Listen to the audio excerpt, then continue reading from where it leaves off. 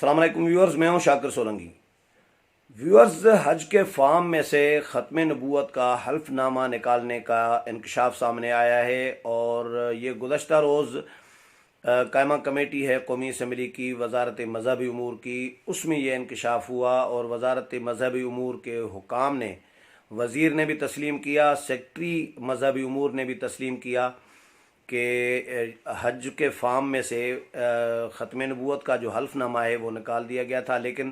انہوں نے یہ کہا ہے کہ اب دوبارہ اس کو شامل کر دیا گیا ہے۔ کیا کچھ ہوا اس پر آج آپ کو آگاہ کروں گا، اور اس کے علاوہ اس پر بھی بات کریں گے کہ آخر ختم نبوت کے معاملے پر باریک واردات کرنے کی اس طرح کی کوششیں کیوں ابھی تک جاری ہیں، ماضی میں کیا کچھ ہوتا رہا ہے اس معاملے پر، اس پر بھی بات کروں گا۔ لیکن ڈیٹیل میں جانے سے پہلے دوستوں سے گزارش ہوگی کہ جن دوستوں نے میرا چینل ابھی تک سبسکرائب نہیں کیا وہ چینل کو سبسکرائب کریں تاکہ آنے والی اپڈیٹس بھی آپ تک پہنچتی رہیں، اور اگر پروگرام اچھا لگے تو اس کو شیئر بھی کریں، لائک بھی کریں اور کمنٹس بھی کریں۔ تو ویورز، گزشتہ روز قومی اسمبلی کی وزارت مذہبی امور کی قائمہ کمیٹی کا اجلاس ہوا۔ مولانا اسد محمود جو MMA کے پارلیمانی لیڈر ہیں قومی اسمبلی میں اور مولانا فضل الرحمان کے فرزند ہیں، وہ چیئرمین ہیں اس کمیٹی کا ایجنڈا جو ہے وہ کچھ اور تھا، لیکن ایجنڈے پر بات کرنے کے بعد پھر مولانا اسد محمود نے وزیر مذہبی امور جو ہے نور الحق قادری اور سیکٹری مذہبی امور، ان کی توجہ اس طرف دلائی کہ سنا ہے، اطلاعات یہ آ رہی ہیں کہ حج کے فارم میں سے ختم نبوت کا حلف نامہ نکال دیا گیا ہے، تو اس پر پوری قوم کو تشویش ہے، اس پر وضاحت کی جائے کیا کر رہی ہے وزارت مذہبی امور، کیا ہو رہا ہے اس معاملے پر۔ تو جب مولانا اسد محمود نے احتجاج اپنا ریکارڈ کرایا، اپنی تشویش سے آگاہ کیا، تو سیکٹری مذہبی امور نے پھر اس پر کہا کہ دراصل 14 پیجز تھے حلف نامے سے متعلق، اور ہم نے 14 پیجز کو پرسائز کر کے 2 پیجز پر کر کے آئے تھے، اور ایک پیج پر ہم نے پھر جو حلف نامہ ہے ختم نبوت سے متعلق وہ ہم نے شامل کیا تھا، اور پہلے صفحے سے وہ ہٹا دیا گیا تھا، لیکن بعد میں پھر سوشل میڈیا پر یہ معاملہ اٹھایا گیا، سوشل میڈیا نے توجہ دلائی، اور جب شور آیا سوشل میڈیا میں تو پھر ہم نے اس کو دونوں پیجز پر جو ہے وہ ہم نے شامل کر دیا ہے۔ یہ وزارت مذہبی امور کے سیکٹری نے ایڈمٹ کیا، تسلیم کیا کہ ہم نے ٹیکنیکل بنیادوں پر یہ کیا ہے، اور یہ اس میں ایک پیج سے ہٹ گیا تھا وہ شامل کر دیا گیا ہے، اور یہ بھی کہا کہ سوشل میڈیا کے پریشر پر اور سوشل میڈیا میں جب معاملہ اٹھا تو اس کے بعد ہم نے دوبارہ شامل کر دیا ہے۔ پھر وزیر مذہبی امور نور الحق قادری نے اس پر بڑی تشویشناک بات کی۔ انہوں نے یہ بتایا کہ مجھے حیرت ہے کہ وزارت مذہبی امور نے یا حکام نے مجھے اعتماد میں لیے بغیر یہ کام کیا ہے، اور میرے نوٹس میں ایسی کوئی بات نہیں ہے کہ حلف نامہ جو ہے ختم نبوت کا وہ ہٹا دیا گیا ہے۔ تو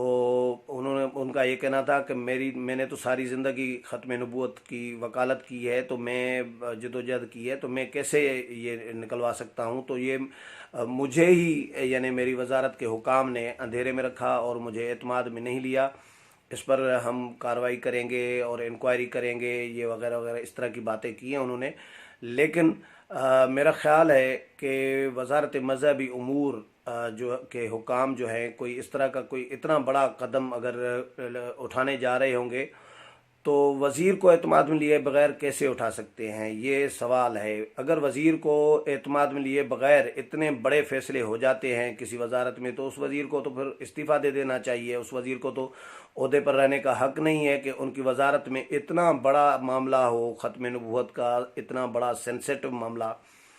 اور اس پر ان کو پتہ ہی نہ ہو۔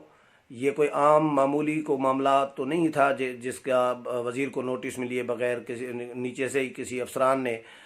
آپس میں 2-4 افسران نے 5 افسران نے مل کر کوئی کارروائی کر دی ہو۔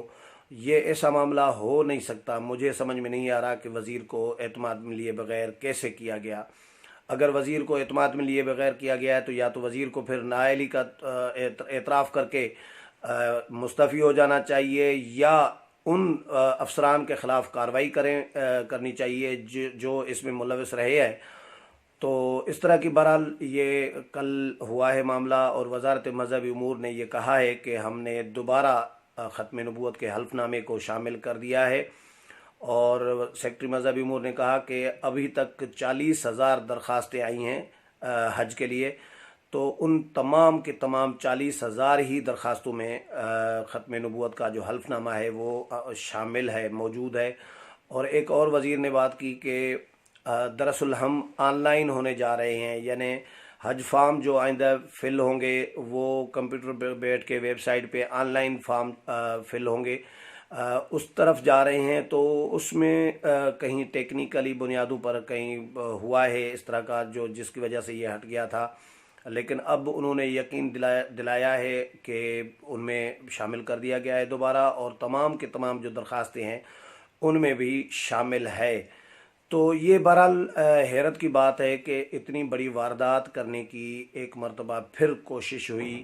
کہ ختم نبوت کے معاملے کو، پہلے کبھی کسی دور میں قانون میں ترمیم کی باتیں چل رہی ہوتی ہیں، وقتاً فوقتاً یہ معاملہ آتا رہتا ہے۔ توہین رسالت کا معاملہ اسی کے ساتھ جڑا ہوا ہے، کبھی کہا جاتا ہے توہین رسالت کے قانون میں ترمیم کرنی چاہیے، اور تاکہ کسی بے گناہ کو سزا نہ آئے وغیرہ وغیرہ، اس طرح کا 3 4 5 دفعہ اس طرح کے معاملات اٹھے ہیں، اور پھر اس پر ظاہر ہے پاکستانی قوم جو ہے، ہم سارے مسلمان ہیں، ختم نبوت پر ہمارا ایمان ہے، تو وہ پھر لوگوں کے جذبات مجروح ہوتے ہیں، پھر نقصان بھی ہوتا ہے۔ ظاہر ہے نون لیگ کے دور میں بھی یہ کوشش ہوئی تھی، مجھے یاد ہے کہ اس طرح کی واردات کرنے کی کوشش کی گئی تھی، کبھی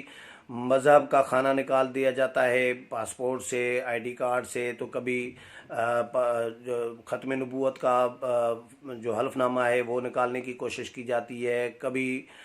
توہین رسالت کے قانون میں جو ہے ترمیم کی باتیں ہو رہی ہوتی ہیں۔ تو اس طرح کی واردات کئی دفعہ ہو چکی ہوئی ہوتی ہے، نون لیگ کے دور میں تو ہو چکی تھی، لیکن بعد میں پھر ریزسٹنس آئی، احتجاج ہوا، رد عمل شدید آیا، اس کے بعد پھر اس کو شامل کر دیا گیا تھا۔ مجھے یاد ہے زاہد حامد وزیر قانون تھے اس وقت، اور ان کو مستعفی ہونا پڑا تھا، اور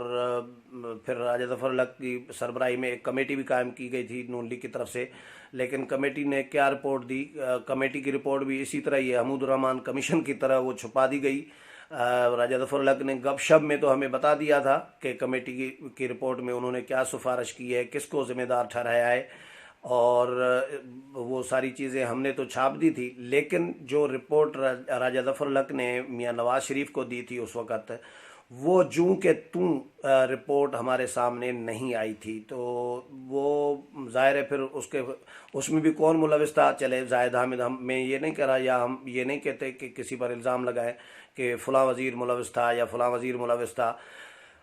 زاہد حامد ہو سکتا ہے ملوث نہ ہو، لیکن کوئی نہ کوئی تو ملوث تھا، اور جو ملوث تھا، حکام ملوث تھے، بیوروکریسی اس میں انوالو تھی، وزارت قانون کی یا وزارت مذہبی امور کی یا جو بھی،